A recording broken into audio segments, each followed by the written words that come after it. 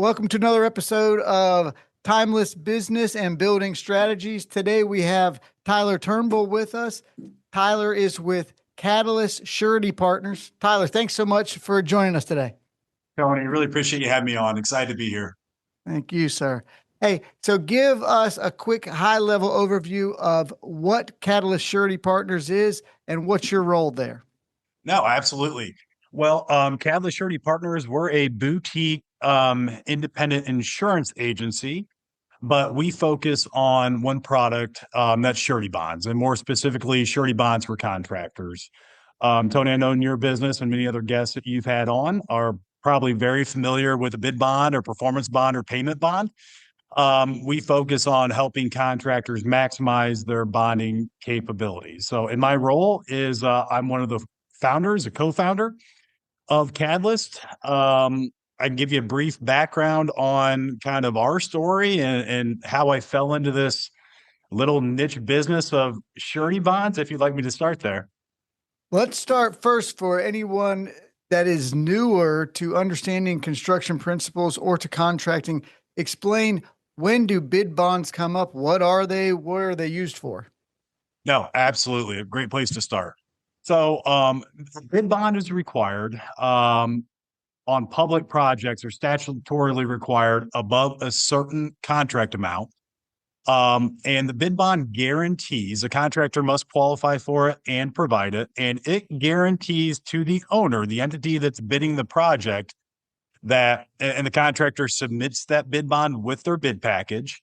And should that contractor be selected as the low bidder or the awarded contractor, if it's an RFP type process where it's not just simply low bid, that if they're awarded the project, they will enter into the contract and generally provide performance and payment bonds. And that's probably a great segment into what a segue rather into what performance and payment bonds are.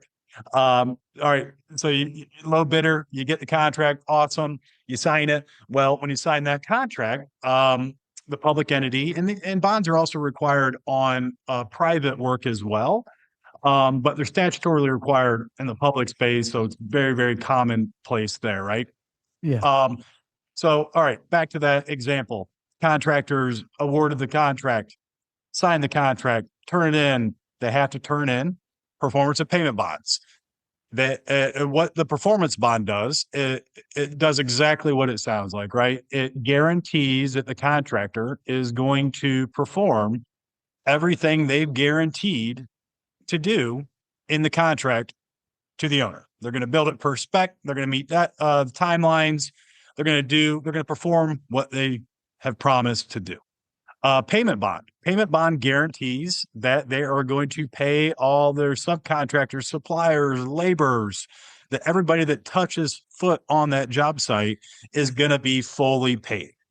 And at the overarching level, bonds are required to protect the public, if that makes sense. So a governmental entity or a private entity that requires bonds, they want to sign a contract for, say, $1 million, right? Well, they expect that contractor to perform the work for exactly that contract amount, not a dollar more unless there's change orders, right? And they're going to get what they paid for, and everybody that steps foot on the job has been paid, right? So it just guarantees that the entity requiring the bond is going to get exactly what they contracted for the price, and everybody that touches foot on the site is going to be made whole and paid. Fantastic. Thank you so much for that. And these are utilized every day and they come into play on private projects, excuse me, once you get to a higher dollar amount. And a lot of times it would be the bank that's going to require that, or sometimes owners will want that just to make sure that their project is secure. If it's a bigger contract and they're not positive about the contractor, maybe they just want some security in the agreement. And so that gives them that. Now, I appreciate all of that, and that's a great explanation of that. Could you start now on your background? What got you into doing bonds and then creating this company? Yeah, well, much like most other people that have fallen or gotten into the surety industry, I didn't know what a surety bond was out of school, man. From Ohio originally, went to school at the Ohio State University, and getting Yes, senior that's where I year. went to school. I didn't know that. All right, go Yeah, Buckeyes. that's Yeah, right. it's football season again officially since we got bounced so quickly in the NCAA tournament. But so senior year Ohio State, thinking about going to law school, really um wanted to not be, a poor college kid anymore or more schooling. So I was a business major at Ohio State and started applying for jobs, normal time frame everybody does, and applied for this job at Travelers, one of the biggest sureties, the biggest surety in the country. Them and Liberty Mutual go back and forth every year. But I literally thought when I was applying for this job, I was applying for like an investment bond underwriting job. Had no idea, right? Literally no idea. And had a first interview, which I was actually late for because the office park was so big, and I was lost and all that. And still friends of the managing team that hired me, and they like to remind me that the only reason I actually got the job after the interview process was done is because the other person that made it to the final round had two big diamond stud earrings that they didn't think contractors would appreciate. So um, but no, I mean, unless you have a family member that's in construction or was in the surety business, it's such a niche little industry that no one's really heard of. Right. So long story short, fell into it in 2006 when I graduated out of Ohio State, and worked for Travelers, one of the largest, as I mentioned, one of the largest surety companies in the country, and really enjoy the business right out of the gate. You get to really learn how a business operates, right? Because and I can get into this later if you want, Tony, but bond underwriters, what they do is they're assessing the viability of a contractor and their capability to be able to complete a specific project or the backlog they want to take on at any given time. And there's a financial underwriting, a lot of it's financial underwriting, but a lot of it's capability underwriting too, right? And a lot of more granular aspects of it's good risk management for any business, contractors especially, to have a bank line of credit, right? So it really, being a bond underwriter really teaches you a lot about just business, how to properly run a business, right? Hmm. But I've always had a desire to be an entrepreneur, and I knew the surety space pretty well, right? So naturally, starting an agency would be a segue into my entrepreneurial journey, right? Hmm. So almost did it in Ohio with another partner, and guy's a great guy. I'm sure we would have done well, but I wasn't ready experience wise. And Ohio's home. My wife and I wanted to try to get to a little warmer climate and try out the Southeast before we started a family, right? So I joined Liberty Mutual down here in North Carolina in 2011, and Liberty Mutual, a huge underwriting company, very, very good company, great culture throughout. Um, and that's where I met my business partner, co-founder of Catalyst, Scott Peelan. And I was with Liberty for 3 years, but Scott and I, when the seats we were in at Liberty Mutual, we were handling the lead underwriters for some of the largest construction companies in the country. ENR top 25 contractors, which was fascinating and really, really cool to see, underwriting bonds at, in the billions, right? And very high profile projects. But what we noticed out there was a gap. And surety is such a different product than insurance. Tony, I know you know this, that in speaking to the underwriting philosophy a little bit ago, it's financial driven. It's really digging into a business to understand, their capabilities, their business plan, all that. But and insurance is more actuarially based, right? Yeah. But we saw there was a huge gap in the attention and service being provided to small to medium contractors in the Carolinas. There were a number of really, really good existing surety bond professionals, but they were pretty full at that time with their medium to large size clients, right? So our hypothesis was we want to bring the highest level of understanding of this little niche product down into the small medium space of the construction segment, and help those folks that might be struggling with their bonding, that are trying to get their bonds through their insurance professionals that are really good at their workers' comp and really good at the auto, but really just don't understand bonding, right? Yeah. So fast forward 12 years, this July will represent 12 years of Catalyst being in business. And we've helped over, I haven't looked at the actual total for probably over a year, but we've helped over 750 different contractors across the Southeast improve their bonding capabilities. Wow. We've got a phenomenal team of 10 people right now, just got an accepted offer yesterday for our 11th. We're really, really proud of what we've built in the last 12 years. Wow, that's an amazing story. So to back up just a little bit, and you walked us through. There's a bunch to take in on all of that. I want to learn first. So when you started at Travelers, and then you switched over and moved down, and then came to Liberty Mutual, which one of those two mammoth companies had better systems? Did they both have great systems? What did you learn as far as for you guys to open and operate your own business? Which one was more instrumental in that, and as far as systems and processes that got you and helped you for your side feel prepared to go and open your own business? It's a great question. And I would say I took tidbits from both, right? They're fantastic companies, fantastic management teams, both had good, great cultures. And really what we took from there was the knowledge, right? They did such a good job of teaching us how to underwrite. And and through underwriting, again, you get to see every aspect of a contractor's operation when it comes to financial and risk management and project selection and planning, right? So just being a good underwriter also kind of just showed you some of the things that you needed to have a good business, right? And how the best companies, because not every company gets a bond, right? Not every company can Right. qualify for a bond. You've got to be good at what you do and a low risk of failure to the surety, or else they're going to decline you, right? So took a lot from both of those companies, but I would say it's more so the underwriting knowledge. That's really Mhm. what set us apart um, in the marketplace and allow Catalyst to become what it is. It's that deep understanding of how underwriters assess risk. And now that we're in the seat of, the agent, the broker, um, we excel because we meet the contractor where they are today, right? And maximize from one of our 30 plus surety underwriting markets that we work with and have a high degree of trust in. Um, our first job is to maximize what we can do for you today, right?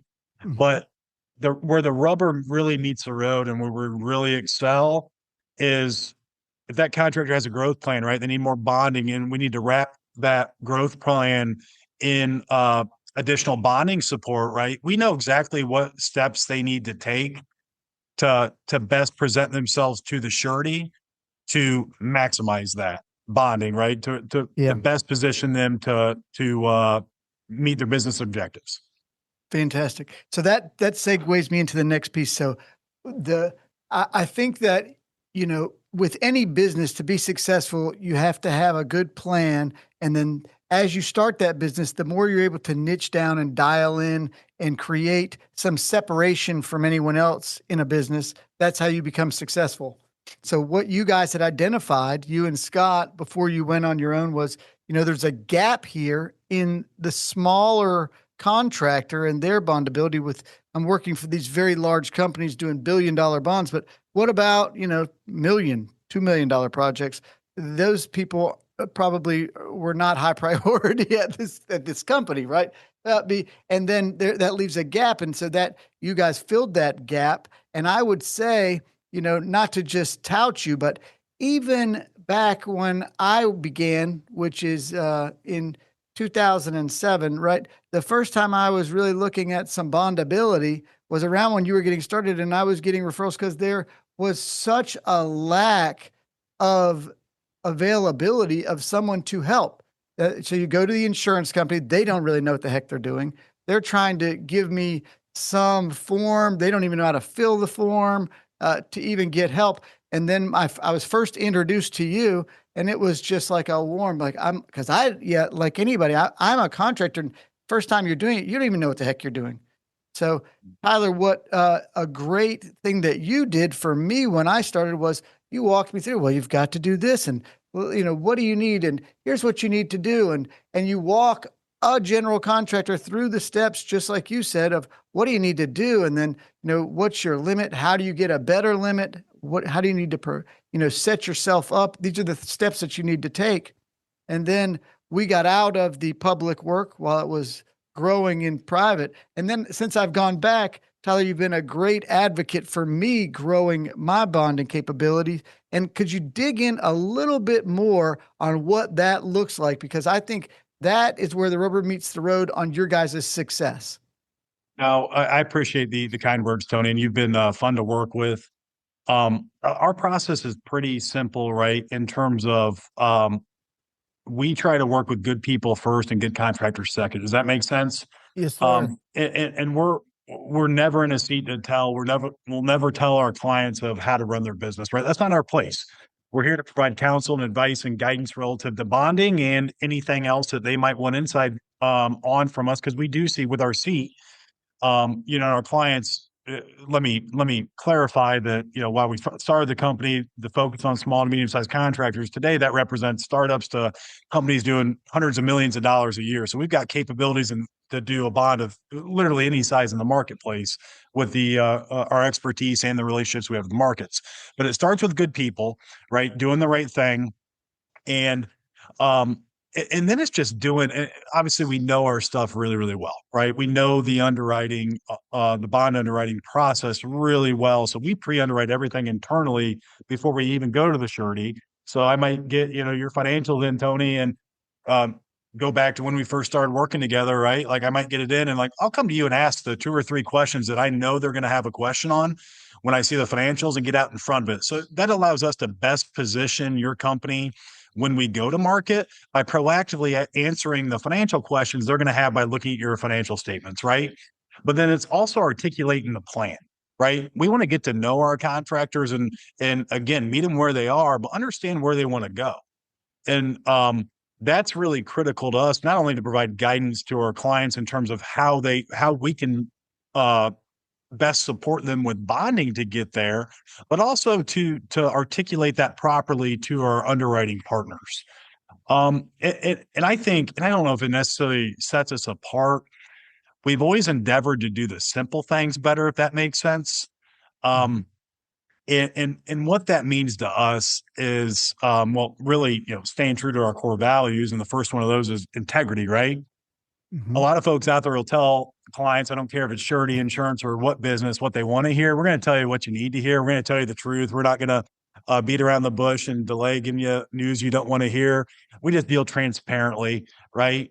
Um, and I know I'm kind of rambling now, but it really comes down to expertise, doing the little things better, um, and doing business with good people. Yeah. That's awesome, and I appreciate everything you're saying there.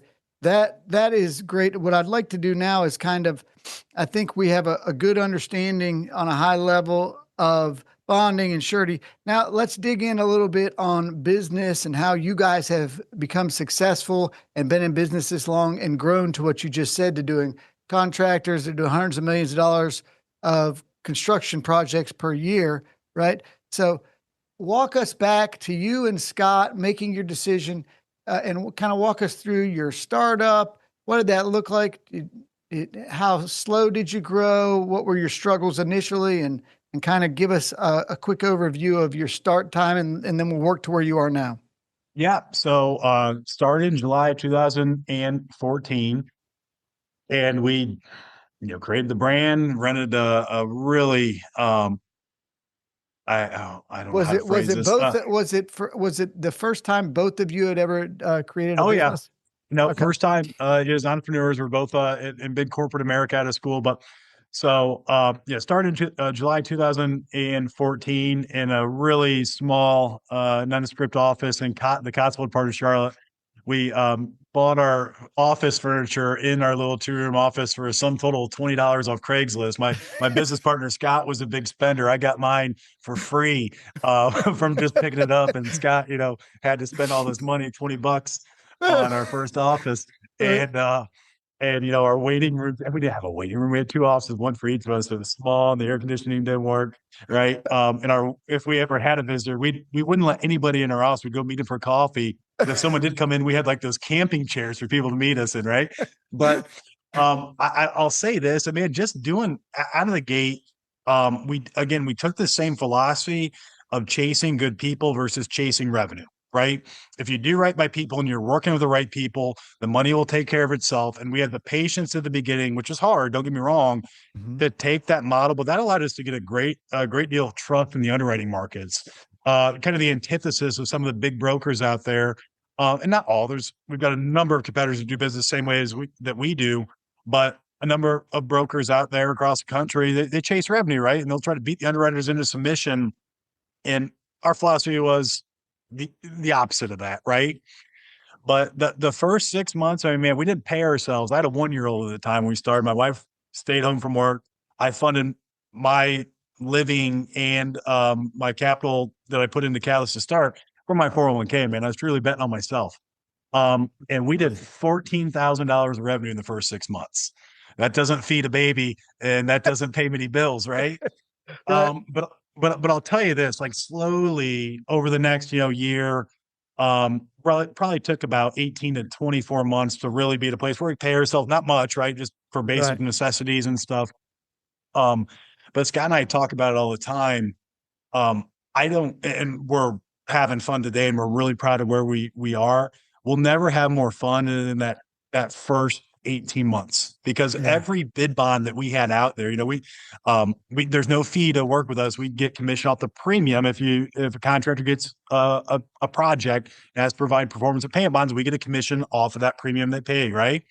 So we went to Home Depot and got basically the whiteboard material, but it was in the size of plywood, sheets of plywood, right? And we had Right. them cut it down at Home Depot and we drilled them into our office wall.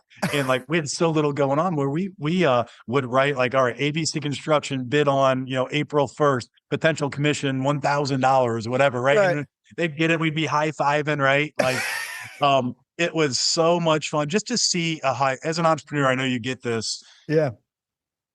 to see a hypothesis paired with a tremendous amount of effort, paired with a tremendous amount of integrity and trying to do things the right way, to see it come to fruition.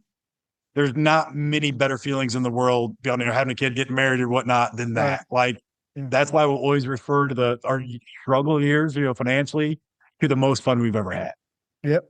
Absolutely. Yeah. And I can, on that sentiment, I mean, I get butterflies when I'm dropping off a proposal. I mean, it's like so exhilarating when you're going in to try and win a job or go trying to close a job. I just went yesterday to a project, tried to close it. I mean, I spent 2 hours writing out a sales script on all the things I'm gonna go through to try and, sell myself, where it, gets it away from a financial decision where it's a relationship based decision, to your point, which is what makes companies the most successful when you have that integrity, and your reputation is the most important thing in any business, in my Yep. opinion.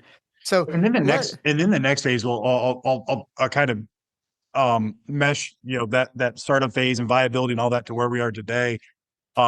We built a team since, and today, Scott and I are obviously very important here and help set, vision, direction, Mhm. high level goals, all that good stuff, leadership, if you will.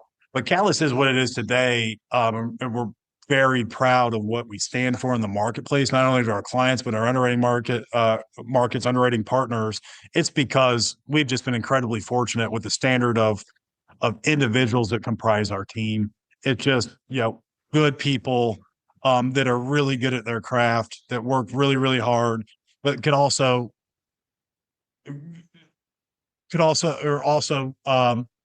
enjoy each other's company. Like our culture is really, really unique, and we protect that culture at all costs. We know we have something special there. I love to hear that. So, real quick before we go, where I know we've got the bonding now at this point. You guys do it. Is it just throughout the whole Southeast? Like you go out to Texas, and how far north do you go? So if anybody listening is looking for a bond, like what all areas do you cover? Yeah, so we have clients all throughout the Southeast. I was just in DC earlier this week. I've got a civil federal contractor up there. I've handled for 10 years. Really, really phenomenal business they've built up there. My business partner is in Tennessee last week. So for years we were Carolina centric. But that said, we were referred in other clients. Word spread in other parts of the country um, about us, our approach, our capabilities. So we've always had clients in Florida, Texas, Tennessee, DC, Virginia, you name it, right? Um, but over the past couple years, we've also started prospecting a little bit in outside the Carolinas. The technology's made the world a little bit smaller. And our three other folks on our sales team, it's beyond me and Scott. They're happy to get on a plane, get in the car for a long car ride. Um, so yeah, I would say right now it's really eastern half of the United States. Awesome. That's great. Okay, so let's go through this. So now the success of you and Scott with any partnership, I always look at it as, each of you have to add a certain value and it hopefully is different values, right? So for that to create synergy and alignment for success. So if you were to define what's the top value you bring or where you sit, what type of a seat you sit in versus what Scott sits in, could you give us that information? Yeah, I mean, we divide and conquer. It's a true partnership in every sense of the word, and we complement each other very, very well. Um, anything strategic, we're coming together and grinding on and figuring out collectively any big decision, and even the more granular items. But day to day, you got to divide and conquer once the business gets to a certain point, just from a time management perspective, right? If we're effectively going to do um, everything well and continue to position ourselves for growth, we have to have our own, kind of areas of focus and then come together for anything big, right? Yeah. So my day to day is um, people side, culture, um, HR, all that fun stuff. Legal comes to Mhm. me. Scott runs our data and looks for trends in our data, runs our books.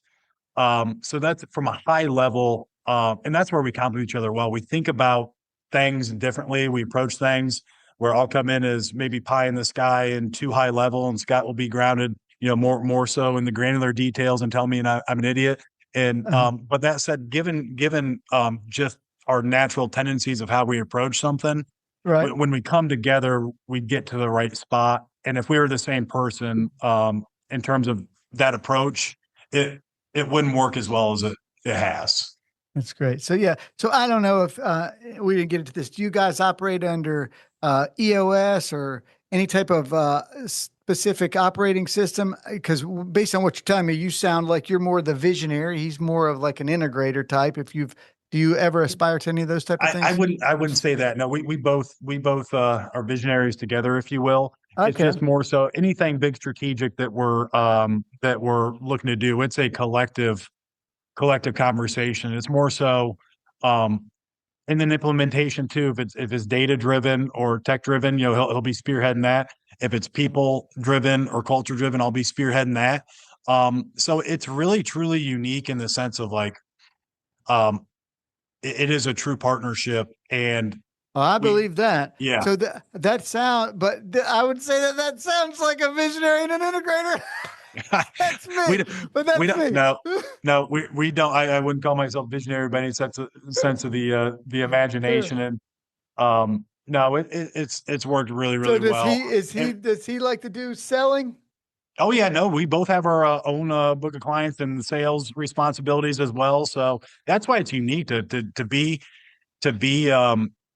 good at not only running a business like this, but Yeah, to be good at what we do for our clients. There's a sales component, right? But also a yeah, technical know-how component as well. So we truly, in every day, knowing the underwriting, maybe I'm better high level in yeah, terms of management responsibilities and in the weeds, but I've got to also be good at the granular stuff, or else I couldn't underwrite your bonds well, Tony. yeah.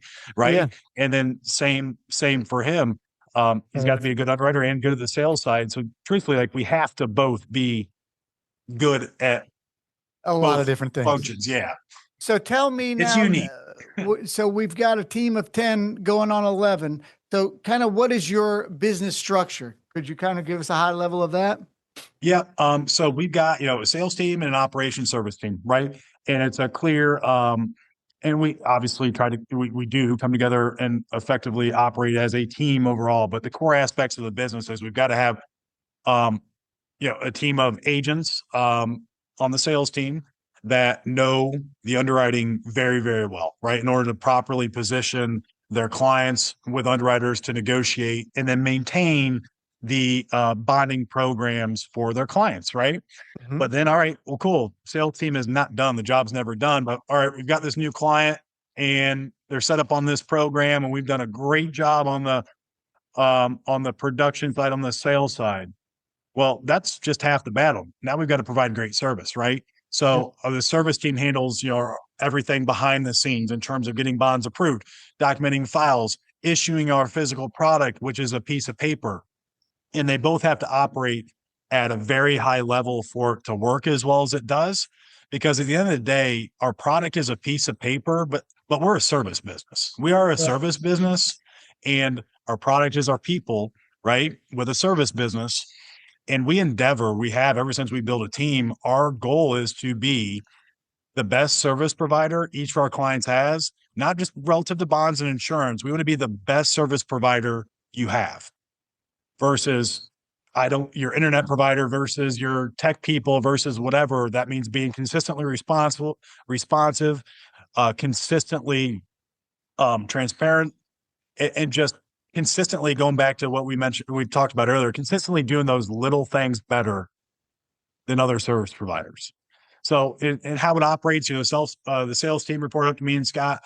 And then we have two operations team leads on the service team, the operations team that have oversight over the service side of our business. They're both 30 plus years of experience in the surety business, have been with us for 7 and 8 years, I think 7 and 9 years. I should know this. We just had anniversaries.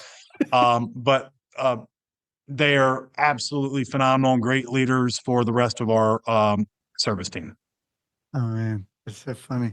All right. So now I would like to know, and I don't know how much you can get into this at all, but if possible, I'd love to hear. Could you give me any time where something went really sideways on anything that you've done, and how how it happens and what happens when something goes sideways with a bond, and kind of walk me through, without naming any names or anything, just kind of an example so somebody could understand what happens when a payment and performance bond goes sideways. Yeah, I mean that's a good question. There's so many different ways any construction project, better than I do, can go Yeah. sideways, right? But yeah, where a bonded project really goes sideways is when there's a claim, right? And that could be a performance bond claim or a payment bond claim for a job ongoing that's bonded, right? Performance bond claim, and our track record is, knock on wood, pretty remarkable given how much premium that our sureties have written through our agency compared to their loss ratio. Our loss ratio is very, very low, and we're proud of that. That's tying back to endeavoring to do business with the right people, right? Right. But it's construction, things happen. In the most common, I guess, situation where we're seeing losses, it can be tied back. A couple have been on the private side, and it's been owner driven, difficult owner, difficult GC, Uh, where our contractor, and again, I'm not an attorney, but right. per what we were told and what the claims folks were told, they were performing in line with expectations and all that good stuff, but they got crossways with an owner or GC, and things got sideways, and they got sideways quick, right? Um, So more that's of the like most a legal dispute, and then e- some dispute, and then it turns into the owner calling a performance bond on them type of situation. exactly, exactly. And then payment bond disputes, the valid payment bond disputes. That's a function of financial wherewithal, right? A contractor gets in a bad spot from a liquidity perspective and can't pay their bills. So that's purely financial driven and the contractor's inability to pay their subs and suppliers. So So once something like that is triggered and someone, so an owner calls for this circumstance we're talking about, they're in quasi dispute, right? And so the owner's calling on the payment. What happens? What are the steps? And does the project continue or they stop? And does it become does the payment and performance bond go into a legal box where it's going into the dispute and arbitration and all of that? How does that work? great question. It all comes down to the bond forms and the contract. The bond forms will lay out the remedies for the surety in the event of a performance bond claim situation, right? So it's very important to understand your bond forms, especially if you're on a private project or if you're a subcontractor. Um, and sureties do a very good job generally of reviewing the bond forms because yes, they're providing on behalf of the contractor, but in theory, they're stepping in the shoes of the contractor if things go haywire, right? So Mhm. sureties generally catch anything very, very bad that might be in a bond form and ask for it to be changed, or in the contract because the bond actually attached to the contract, right? Mhm. So use your surety partners as a resource there, contractors that might be listening to this, for a review of contracts, bond forms, and all that good stuff. But the remedies under a performance bond are again dictated by the language of the performance bond form. Generally, the surety has three options. If the contractor's terminated, defaulted, path of no return with the owner, right? Mhm. Generally, the surety can step in the shoes of the contractor and find a replacement contractor, right? But the surety is going to take on the additional costs. They could, if it's really bad. Oh, well, let me get to the other one first. They could, if the owner is amenable, and again, not an attorney, but they could also step into the shoes of the contractor and bring the same contractor back in potentially. Then Oh, the last option is, and that's a function of the contract and law and the relationship with the owner at that time, right? right. Or they could just stroke a check for the full amount of the performance bond. Generally, that only happens if somebody misbid a project considerably. It takes them out of business, and the surety's cost to finish the project is going to be well in excess of the penal sum of that bond amount, right? So those are the three remedies generally. But if a surety does pay out on your behalf, know that surety, different than insurance, sureties require indemnity agreements, right? Insurance, you get an offender bender and your insurer pays out on your behalf, right? They're Mhm. making you whole and they're not expecting you to repay them, right? Your rates might go up a little bit the following year, but you don't have to indemnify. With Right. surety, indemnity agreement in place for every contractor where the surety is expecting to be made whole for any dollar they pay out on your behalf. And that requires corporate indemnification, personal indemnification most of the time. Um, so there are repercussions, big repercussions, if there is a valid claim that's paid out by the surety, and if that bond claim is not repaid, your ability, not only your company but your individual ability as the owner of that business to get bonded in the future is next to impossible. It's extremely good information to completely understand.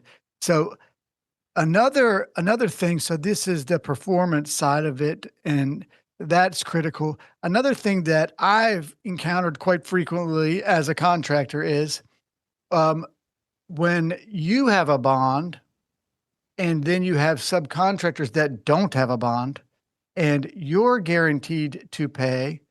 If they don't have a bond, they're not guaranteed to pay their vendors, suppliers. So they can sign a full lien release, and you as the contractor come in, you've paid everybody, you've got your lien release, everything looks great, close out a job. 2 months later, you got a vendor calling you and saying, "Hey, uh, we just want to let you know we're leaning this project because we never got paid." Even So, That's could you explain then as a contractor? So I've got this payment and performance bond. Um, and so I am guaranteeing to do all this, right? And then you do all the right things.